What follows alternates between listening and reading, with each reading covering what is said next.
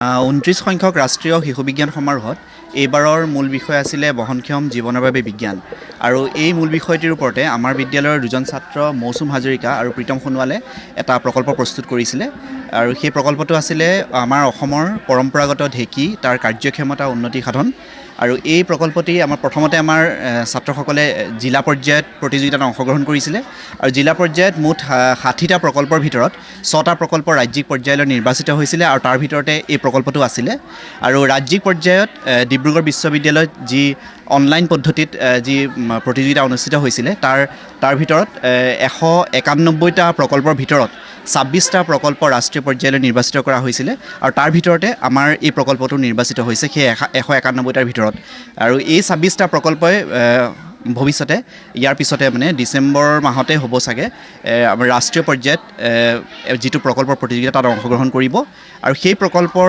প্ৰতিযোগিতা গুজৰাট আহমেদাবাদৰ ছায়েন্স চিটিৰ পৰা পৰিচালিত হ'ব আৰু তাৰ বাবে আমাৰ এতিয়া প্ৰস্তুতি চলাই থকা হৈছে আৰু মই দুয়োজন ছাত্ৰলৈ শুভকামনাও জনাইছোঁ। আমি আশা কৰিছোঁ যেনেধৰণে আমাৰ এতিয়া জিলাৰ পৰা ৰাজ্যিক পৰ্যায়লৈ গৈছে ৰাষ্ট্ৰীয় পৰ্যায়তো নিশ্চয় সফলতা লাভ কৰিব আমি পূৰ্ণ আশাবাদী। আচলতে আমাৰ মানে পৰম্পৰাগত যিটো ঢেঁকী সেই ঢেঁকীটোত সাধাৰণতে মিনিমাম দুজন ব্যক্তি জড়িত হৈ থাকে লগতে শাৰীৰিক কষ্টও যথেষ্ট হয় গতিকে আমি এটা চিন্তা কৰিছিলোঁ যে আমাৰ এই পৰম্পৰাগত ঢেঁকীটোক যদি আমি চ'লাৰৰ সহায়ত সৌৰ শক্তিৰ সহায়ত আমি যদি চলাব পাৰোঁ আৰু তাত মটৰ ব্যৱহাৰ কৰি যদি আমি বেটেৰীৰ সহায়ত চলাব পাৰোঁ তেতিয়া তাৰমানে আমাৰ শাৰীৰিক কষ্টও কিছু কম হ'ব আৰু লগতে আমি যিটো তাৰ গঠন সেই গঠনটো একেধৰণে ৰাখিছোঁ যাতে আমাৰ যিটো পৰম্পৰাগত যিটো আহিলা সেই আহিলাটো যাতে সংৰক্ষণ হয়।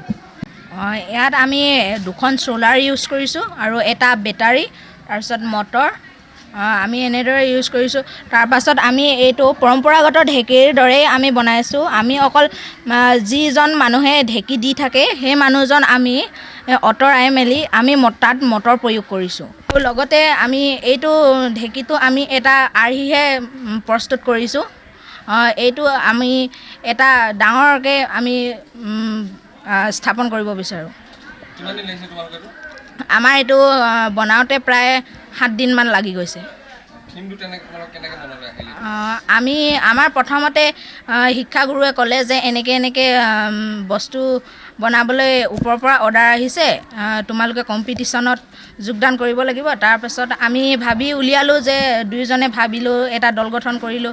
তাৰপাছত এনেকৈ আমি ভাবিলোঁ যে ঢেঁকীটো কিবা উন্নতি সাধন কৰিব পৰা যায় নেকি আৰু ঢেঁকীটো মানে আমাৰ অসমীয়া সমাজৰ পৰা প্ৰায় বিলুপ্ত হৈ আহিছে। আমি সেইটো কাৰণে এইটো আৰ্হি ভাবি উলিয়ালোঁ। সহায় আমাক তেনেধৰণে কৰা নাই। কিছুমান ধৰি লওক আমাৰ ৰং কেতিয়াবা প্ৰব্লেম হয় ৰং মাৰিবলৈ তেতিয়া বাৰ্ছ কিবাকিবি আমি ছাৰহঁতৰ পৰাও সহায় লওঁ কিছুমান আৰু নজনা কথাবিলাকো সহায় লওঁ। আমি আশাবাদী যে এইটো আমাৰ ৰাইজে আদৰি ল'ব আৰু ডাঙৰকৈ আমি প্ৰতিস্থাপন কৰিব বিচাৰোঁ সকলোৱে যাতে আদৰি লয়। এইবাৰ ৰাষ্ট্ৰীয় শিশু বিজ্ঞান সমাৰোহত আমাৰ বিদ্যালয়ৰ পৰা এটি দলে প্ৰকল্প প্ৰতিযোগিতাত অংশগ্ৰহণ কৰি জিলা পৰ্যায়ৰ পৰা নিৰ্বাচিত হোৱাৰ পিছত ৰাজ্যিক পৰ্যায়ত অংশগ্ৰহণ কৰি ৰাষ্ট্ৰীয় পৰ্যায়লৈ মনোনীত হৈছে। তাৰ কাৰণে আমি বৰ গৌৰৱান্বিত কাৰণ আমাৰ নিচিনা এখন পিছপৰা অঞ্চলৰ ছাত্ৰই ৰাষ্ট্ৰীয় পৰ্যায়লৈ প্ৰকল্পত প্ৰতিযোগিতাত অংশগ্ৰহণ কৰিব পৰাটো এটা বৰ সৌভাগ্যৰ কথা।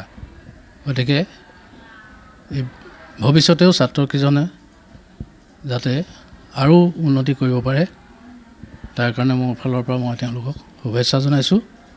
লগতে আমাৰ বিদ্যালয়ৰ শিক্ষক কৈশৱ প্ৰতিম বৰুৱা যিজনৰ প্ৰচেষ্টাত এই ছাত্ৰকেইজনে ইমানখিনি প্ৰদৰ্শন কৰিবলৈ সক্ষম হৈছে তেওঁলৈ মোৰ শুভেচ্ছা জ্ঞাপন কৰিছোঁ।